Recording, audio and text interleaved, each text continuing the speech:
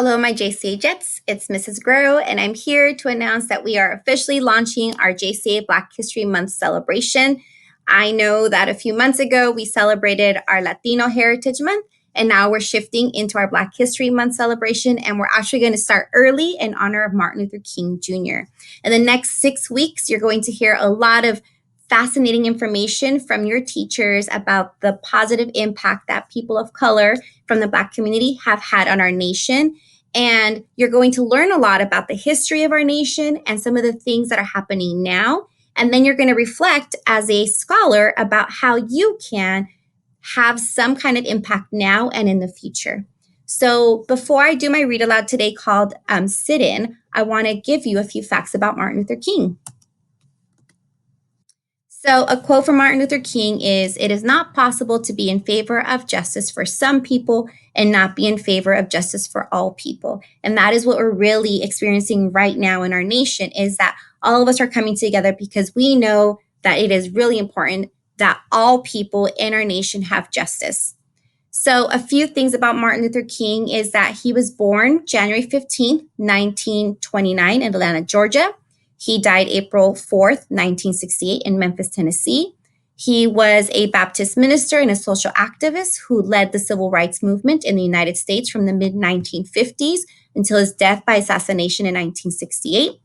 His leadership was fundamental to that movement's success in ending the legal segregation of African Americans in the South and other parts of the United States.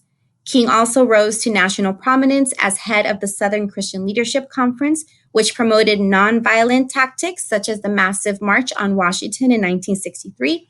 And he was awarded the Nobel Peace Prize in 1964. So here are some facts about Martin Luther King that you may not know. King actually entered college at the age of 15. He was so gifted that he actually skipped all of high school. So he skipped 9, 10, 11, 12, and then he enrolled in 1944 at Morehouse College. His I Have a Dream speech was actually not the first that he gave at the Lincoln Memorial. 6 years before this iconic speech that everyone has heard before, King was actually among civil rights leaders who spoke in the shadow of the great emancipator during the prayer for freedom on May 17th, 1957. So he was in front of a crowd estimated at about 15,000 to about 30,000, and he delivered his first national address on the topic of voting rights. And so many of you have heard about voting because we just voted this past November for the new president and new Madame Vice President that will be inaugurated tomorrow on the 20th. His speech, in which he urged America to give us the ballot, drew strong reviews and positioned him at the forefront of the civil rights leadership. And also, just so you know, King was actually in prison about 30 times during all of his work. According to King, the King Center, the civil rights leader, went to jail 29 times. He was arrested for acts of civil disobedience and on charges such as when he was jailed in Montgomery, Alabama in 1956 for driving 30 miles per hour in a 25 mile per hour zone. So I think you would agree that that's actually not a good reason to be imprisoned, but he was the person that was leading this movement for civil rights. And so there were multiple people that were trying to stop him in his work. So this story is called Sit In, How Four Friends Stood Up by Sitting Down. I hope you enjoy. Sit In by Andrea Davis Pinckney. We must meet hate with love. These were Dr. Martin Luther King Jr.'s words that got them started. Four hungry friends, eager to eat, each took a seat at the Woolworth's lunch counter in Greensboro, North Carolina. David, Joseph, Franklin, and Ezell sat quiet and still, with hearts full of hope.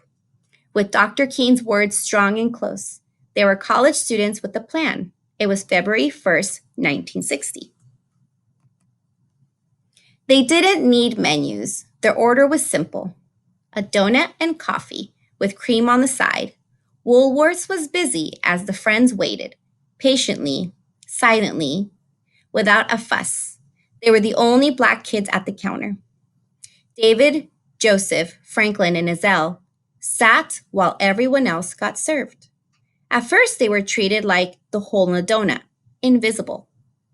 Others tried to ignore them. The waitress watched and refused them. This was a sign of the times. Whites only. This was the law's recipe for segregation. Its instructions were easy to follow. Do not combine white people with black people. Segregation was a bitter mix.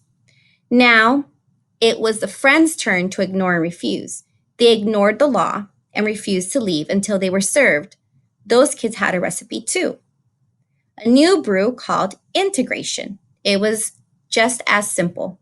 Combine black and white to make sweet justice. For them, integration was better than any chef's special. Integration was finer than homemade cake. Integration was a recipe that would take time.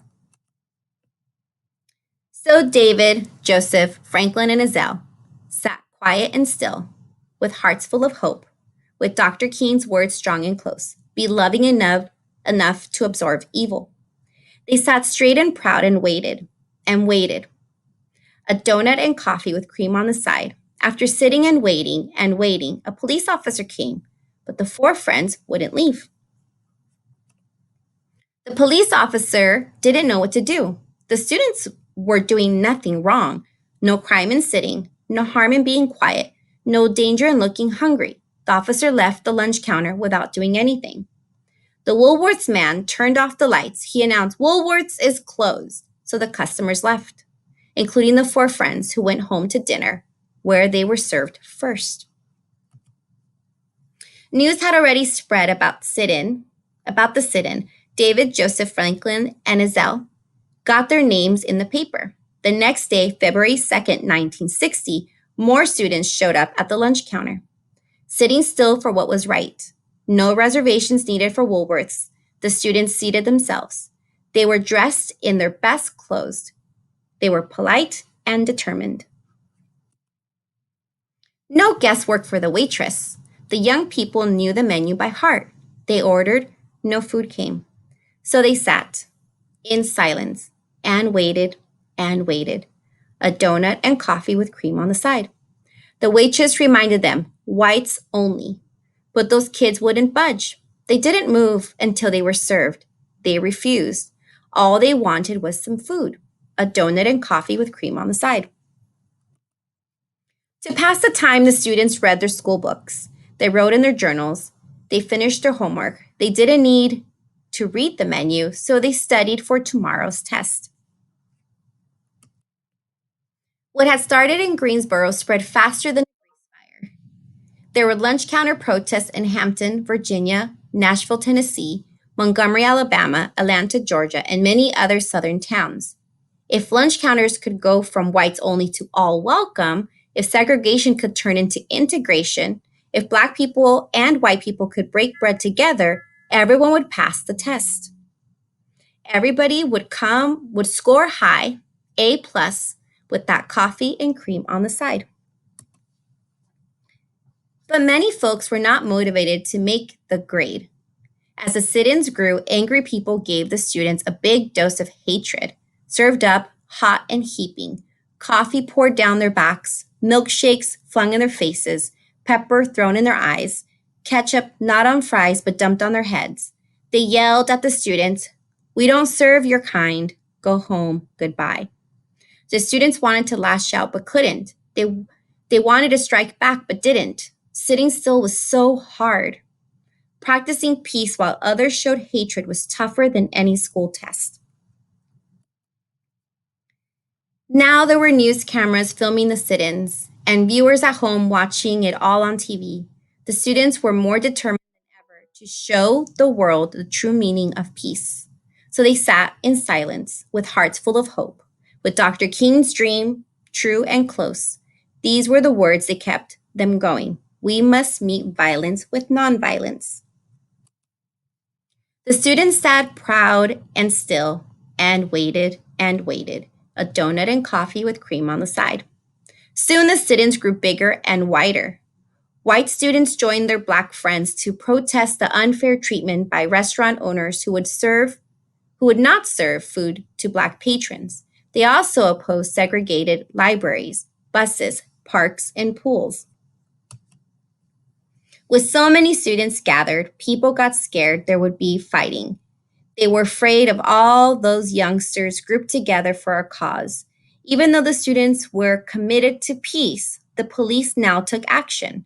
They accused the students of loafing. They arrested them. They took them to jail. The students didn't resist. They didn't fight. Instead, they sang freedom songs to keep the peace. They held Dr. King's words steady and close. Demonstrate calm dignity. Soon, folks were so busy arguing about who was right and who was wrong that they stopped going to Woolworths and other segregated places. Some shops were forced to integrate to keep their businesses alive, but the struggle was far from over. In April, an activist named Ella Baker organized a student leadership conference at Shaw University in North Carolina to help the young demonstrators. With Ella, the students formed the Student Nonviolent Coordinating Committee, SNCC. Inspired by Dr. King, they came up with powerful words of their own. These are the words that became the SNCC slogan: "We are all leaders." When President John F. Kennedy got a taste of SNCC's integration, he didn't sit in, he stepped in. On June 11, 1963, the president went on TV. He urged Americans to treat each other fairly. He then told Congress to take action against segregation. This became the Civil Rights Act of 1964. On July 2, 1964, President Lyndon B. Johnson made the act a law. It banned segregation in public places. The hard work and courage of those brave students paid off. They had taken a bite of segregation. Now it was time to savor equality. Now they were ready for a big sip of freedom. Their order was simple: a double dose of peace with nonviolence on top. Hold the hate, leave off the injustice. Now the students had the right recipe for integration. The steps were easy to follow. 1, start with love. 2, add conviction. 3, season with hope. 4, extra faith the flavor. 5, mix Black people with white people. 6, let unity stand. 7, fold in change. 8, sprinkle with dignity. 9, bake until golden. 10, serve immediately.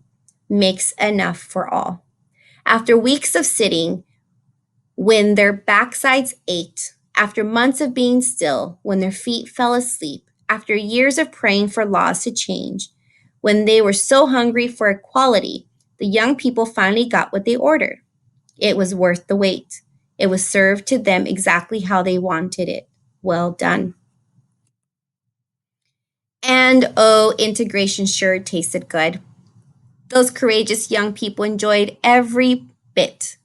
They came back to Woolworths for seconds and thirds and for many helpings after that. When the sit-ins were all done, the students left a big tip: a donut and coffee with cream on the side. It's not about food, it's about pride. These were the words that filled them up. The end. So, my friends, I really hope that you enjoyed this story. I hope that in these next 6 weeks you learn a lot about all the different people in our nation that had a positive impact. You guys are all wonderful, and together we do wonderful things. Until next time, have a great day.